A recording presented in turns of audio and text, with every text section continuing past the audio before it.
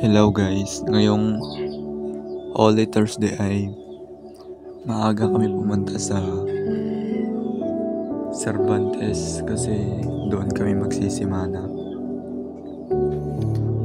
Matagal ang biyahe namin dyan, mga nasa 4 hours. Pahinto-hinto kasi ang pagod yung biyahe namin. Tapos nag-selfie kami dyan. Mga lima kami na nagbiyahe dito. Kasama ko yung mga kapatid ko, kaibigan, at yung uncle namin. Ayan sila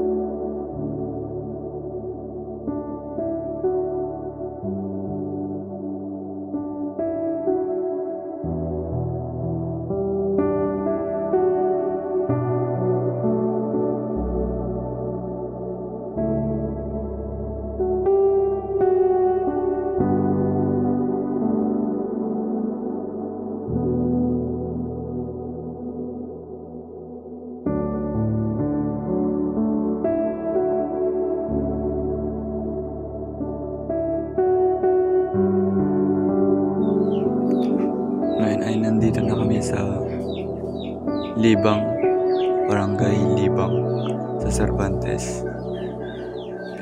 Pumunta kami dito kasi doon kasi yung sadya namin.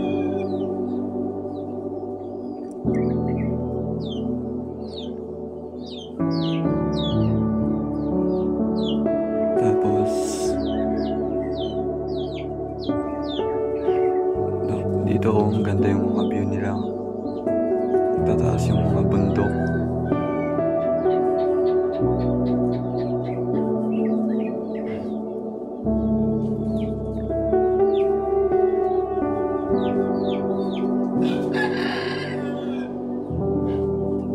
Lapit na kami dito, tapos biglang huminto yung motor ko dito. Hindi ko alam, baka nag-loose kasi yung clutch niya. Sa Good Friday naman ay pumunta kami sa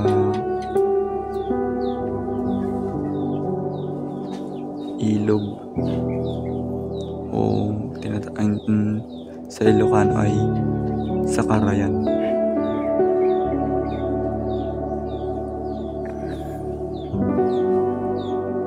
Marami kami dito kasi kukuha kami kasi ng ulam namin.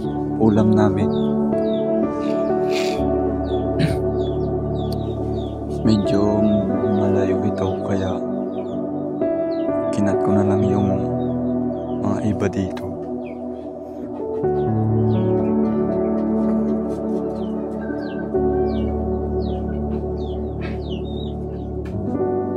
Ayun. Maraming tao. Malayo lang kasi hindi makita.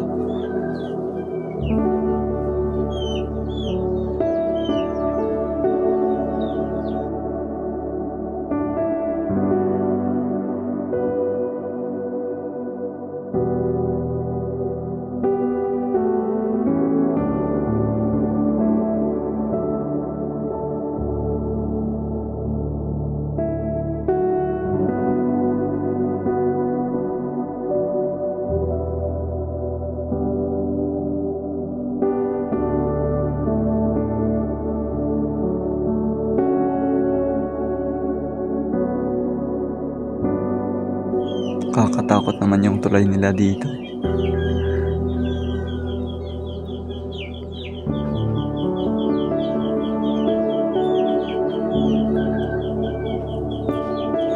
Sa wakas nakarating na rin kami.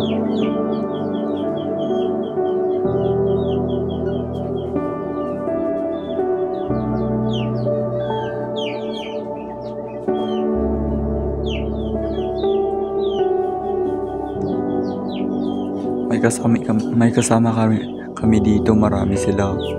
Nasa taas, may sa ibaba. Ang daming tao.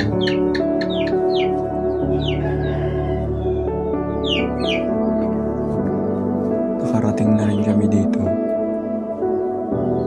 Dito kami kukuha ng ulam namin.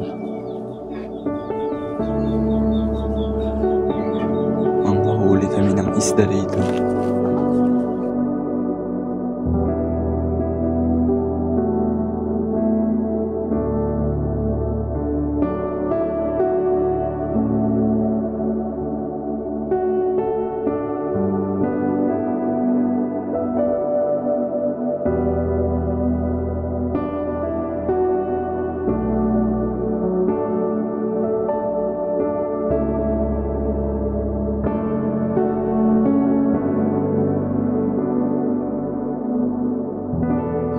Sa Holy Saturday naman ay lalabas kami sana dyan para ilibot si Santo Niño, kaso wala ng oras kaya hindi ko na-videohan yun.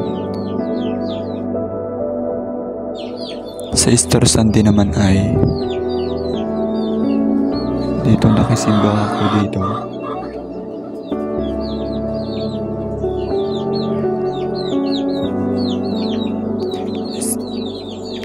Ito ay tinatawag nilang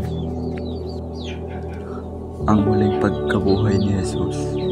Ang Pasko ay isa sa mga pangunahing pesta opisyal o kapistahan ng Kristyanismo.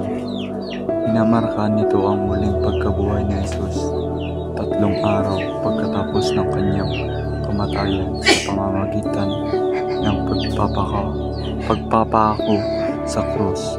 Para sa maraming simbahang Kristiyano, ang Pasko ay ang masayang pagtatapos ng Lenten season ng pag-aayuno at pagsisisi. Yan ay yung tinatawag nila Easter Sunday. And paalam guys, dyan na po nagtatapos ang aking vlog. Salamat.